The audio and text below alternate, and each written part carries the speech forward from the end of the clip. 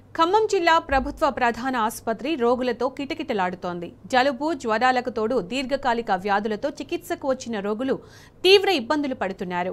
తగినంత మంది వైద్యులు, సిబ్బంది లేక గంటల కొద్దీ క్యూ లైన్లో నిలబడాల్సిన దుస్థితి వచ్చింది. కనీసం ఓపీ ఇచ్చి నాథుడే లేని పరిస్థితి నెలకొంది. ఖమ్మం జిల్లా ప్రభుత్వ ఆసుపత్రిలో రోగుల కష్టాలపై మరింత సమాచారం మా ప్రతినిధి సాంబశివరావు అందిస్తారు. సీజనల్ వ్యాధులతో ఖమ్మం జిల్లా మంచం పట్టింది. ఖమ్మం జిల్లా ప్రధాన ఆసుపత్రిలో రోగులు బారులు తీరాలు. దాదాపు వందల మంది రోగులు 4-5 లైన్లలో క్యూగా ఉన్నారు. ఓపీ సేవల కోసమే దాదాపు 1-2 గంటల పాటు వెయిట్ చేయాల్సిన పరిస్థితి వచ్చింది. ఉదయం 9-10 గంటల కల్లా ఆసుపత్రికి చేరుకున్నటువంటి రోగులకు ఇప్పటిదాకా ఓపీ సేవలు ఇచ్చేటువంటి ఓపీ చిట్టీలు జారీ చేసేటువంటి ప్రక్రియ మందకొడిగా సాగుతుంది. ఒక పక్క కాంట్రాక్ట్ కార్మికులు, అవుట్సోర్సింగ్ సంబంధించినటువంటి సిబ్బంది అంతా ధర్నాలో ఉండడం చేత ఇక్కడ ఓపీ స్లిప్పులు రాసేవారి సంఖ్య 4 నుంచి 2కు తగ్గిందని చెప్తున్నారు. గతంలో సోమవారాలు రద్దీ ఉన్న రోజులలో అదనపు సిబ్బందిని కేటాయించి ఓపీలు రాసేటువంటి వ్యవస్థ ఉండేది. కానీ ఓ పక్క సీజనల్ వ్యాధులు ప్రబలుతున్నాయి. జ్వరాలు, జలుబులు, దగ్గులతో జనం ఇబ్బంది పడుతున్నప్పటికీ కూడా ఇక్కడ ఓపీ సేవలలో చాలా జాప్యం జరుగుతుండటంతో చాలామంది రోగులు ఇబ్బందులు పడుతున్నారు. మహిళలకు సపరేట్ లైన్ లేకుండా పోయింది. మహిళలు, పురుషులు కలిసి నిలబడాల్సిన దుస్థితి ఏర్పడ్డది. జ్వరంతో ఆసుపత్రికి వస్తే క్యూ లైన్లోనే గంటల కొద్ది నిలబడుతున్నామని చెప్పి రోగులంతా ఆవేదన వ్యక్తిస్తున్నారు. బ్రదర్, ఎంతసేపు అయింది లైన్ నిలబడి? అసలు ఏం జరుగుతుంది ఇక్కడ? అర్ధగంట అయింది సార్. రోగులు చాలామంది క్యూలో నిలబడతారు. ఆ రాసే వాళ్ళు ఒకళ్ళు కూడా లేరు. ఒకళ్ళు ఇద్దరు ఉంటే ఏం రాశారు సార్?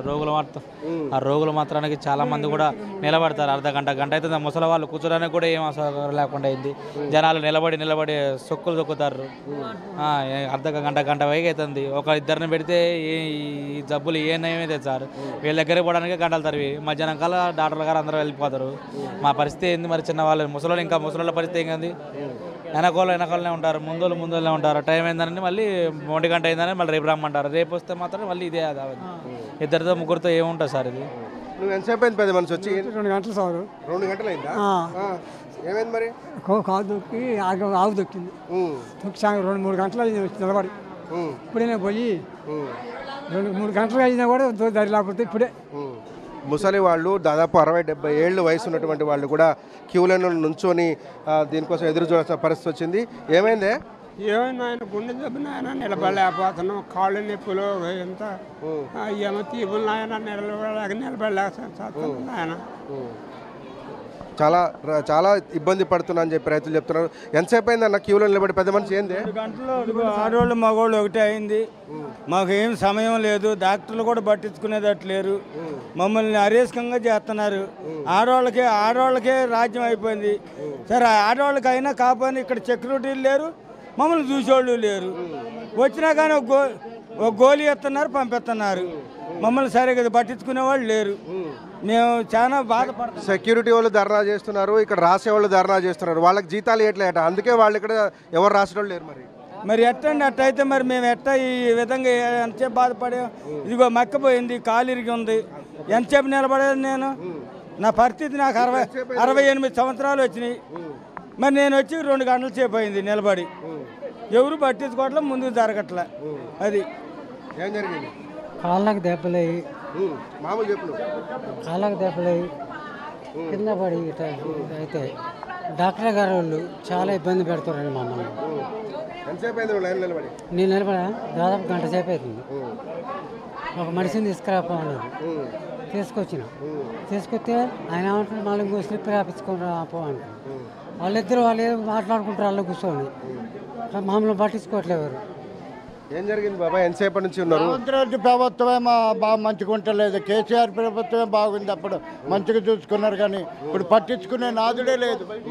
అట్లుంది. ఇప్పుడు 2 గంటలు అయింది. 2 గంటల లైన్లోనే ఉన్నాం. అది మంచిగా చూడలేదు. డాక్టర్లు పట్టించుకోవట్లే. జనం చచ్చిపోతారు. కాలికి రాడేశారు, 2 కుట్లు ఇప్పారు, ఇంకొక కుట్టిప్పలే.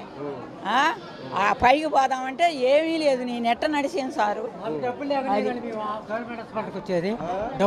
మేము హాస్పిటల్కి వచ్చేది. మమ్మల్ని మా మైండ్ దౌర్జన్యం ఏంది వాళ్ళది? పెద్ద మనుషులు పట్టుకొని పైకి కింది కంటే మా నాన్న గతి లేని వాళ్ళు మేము ఎట్ట బతకాలి? చూడు, కాళ్ళకు దెబ్బ వచ్చి మీకు దండం పెడతారు. ఎట్ట పోయా నీ పిల్లలు ఏం బండి గుంజుతారు? అది ఏం జరిగిందండి అసలు 2-3 గంటలు అయింది అంటున్నారు నిలబడి మేము అక్కడ ఒకళ్ళు ఇస్తున్నారు, ఇక్కడ ఒకళ్ళు ఇస్తున్నారు, వాళ్ళు కూడా లేటుకి ఇస్తున్నారు. మరి ఇక్కడ నుంచి అక్కడికి పోయేసరికి 2-3 గంటలు పడుతుంది. సరే అక్కడికి పోయిన తర్వాత మందులు ఇస్తున్నారు. ఈ మందులు ఎట్లా వేసుకోవాలో మాకు తెలియదు, చదువు రాదు కదా, మాకు తెలియదు. ఈ మందులు ఇట్లా ఈ టయానికి వేసుకోండి, ఈ టయానికి వేసే చెప్పేవాళ్ళు లేరు, చెప్పేటోళ్ళు లేరు. ఒకవేళ ప్రభుత్వం స్పందించి మంచిగా ఒక నలుగురిని ఇట్లా చదువు రాని వాళ్ళకి ఈ మందులు ఇట్లా వేసుకోండి, ఈ మందులు ఇట్లా వేసుకోండి అని చెప్పేవాళ్ళని ప్రతి గవర్నమెంట్ హాస్పిటల్లో అరేంజ్మెంట్ చేస్తే పెద్ద హాస్పిటల్లో ఈ చదువు రాని వాళ్ళకు ఒక మేలు చేసినట్టు ఉంటుంది. ఈ మందులు ఇచ్చారు, ఏం చేయాలి, నేను ఎప్పుడు వేసుకోవాలా, అయోమయంగా నేను ఇట్లా ఉన్నా. నాకు ఎవరు చెప్తారు ఈ మందులు ఎప్పుడు వేసుకోవాలనేది? చదువు రాదు మాకు, చెప్పేటోళ్ళు కూడా లేరు. మందులు ఇచ్చారు. హాస్పిటల్ పోతే శిల్పి రాసాంగ ఇంకొక అక్కడ పోండి అంటారు, 2వ వార్డుకి బాగుంటారు, 2వ వార్డు నుంచి 3వ వార్డు తిప్పుతారు. ఆడ నుంచి అంటే నేను ఒక్కదాన్ని ఉన్నా మీకోసం జీతాలు తీసుకోవటం లేదు అమ్మ, ఏంటికి రావటం లేదు అమ్మ అంటే మేము అంటే నీకోసం మేము 10 మంది వచ్చి కూర్చోలేదు, లైన్లో నిలబడమని పక్కా నిలబెట్టారు 50 మంది తర్వాత. చూడండి ఏంటమ్మా మీరు ఎట్లా చేస్తారని అంటే మేము రాయం పోండి అక్కడ రాసుకోపోండి అంటారు, అట్లా చేస్తారు. కనీసం రెస్పాన్సిబిలిటీ లేకుండా వైద్య సిబ్బంది వ్యవహరిస్తున్నారని రోగులంతా ఆరోపిస్తున్నారు. డాక్టర్లు కూడా సరిగా పట్టించుకోవడాలని చెప్తున్నారు. 2-3 గంటలుగా క్యూ లైన్లో నిల్చున్నారని చెప్పి రోగులంతా ఆవేదన చెందుతున్నారు. ఇంత పెద్ద ఎత్తున క్యూ ఉన్నప్పటికీ కేవలం ఓపీ సేవలు రాసేటువంటి వాళ్ళు ఇద్దరే ఉండటంతో సమస్య ఉత్పన్నమైందని చెప్తున్నారు. ఒక పక్కన కాంట్రాక్ట్ అవుట్సోర్సింగ్ కార్మికులంతా కూడా 5 నెలల జీతాలు పెండింగ్లో ఉన్నాయంటూ గత 5-6 రోజులుగా వాళ్ళు ధర్నా చేస్తున్నటువంటి పరిస్థితి. వాళ్ళంతా విధులకు దూరం కావడంతో ఈ బర్డెన్ మొత్తం ఇద్దరు మాత్రమే రాయాల్సినటువంటి దుస్థితి ఏర్పడింది. దాంతో సమస్య మరింత జటిలమవుతోంది. పైగా ఒక పక్కన పారిశుద్ధ్య కార్మికులు లేకపోవడం, హెల్పర్స్ లేకపోవడంతో వైద్య సేవల్లో తీవ్ర ఇబ్బందులు ఎదురవుతున్నాయి. ఇది ప్రభుత్వ ప్రధాన ఆసుపత్రి, జిల్లా ప్రధాన ఆసుపత్రి, 3-4 జిల్లాలకు హెడ్ క్వార్టర్గా ఉంటుంది.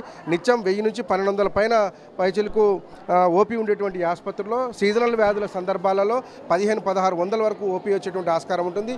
ఇటువంటి సందర్భంలో జరుగుతున్న ధర్నాలను నివారించడంలో అధికారులు పెద్దగా సక్సెస్ కాలేదని చెప్పుకోవాలి. పట్టించుకోకపోవడంతో సమస్య ఉత్పన్నమవుతుంది. అటు అధికారుల నిర్లక్ష్యము, అటు ధర్నా వల్ల కూడా సాధారణమైనటువంటి రోగులు ఇబ్బందులు పడుతున్నారు. ఈ రోగులు వారికి సహాయకులుగా వచ్చినటువంటి వాళ్ళందరూ కూడా గంటల కొద్ది క్యూలో నిల్చోవాల్సిన పరిస్థితి వచ్చింది. మధ్యాహ్నం తర్వాత ఒకవేళ ఓపీ చిట్టి వచ్చినప్పటికీ కూడా డాక్టర్లు వెళ్ళిపోతారు కాబట్టి మళ్ళీ రేపు రావాల్సినటువంటి పరిస్థితి ఏర్పడిందని కూడా అంత ఆవేదన వ్యక్తం చేస్తున్నారు. ప్రభుత్వం ఇప్పటికైనా చర్యలు తీసుకోవాలని డిమాండ్ చేస్తున్నారు. వీడియో నారాయణ, సాంశరావు న్యూస్, ఖమ్మం నుంచి.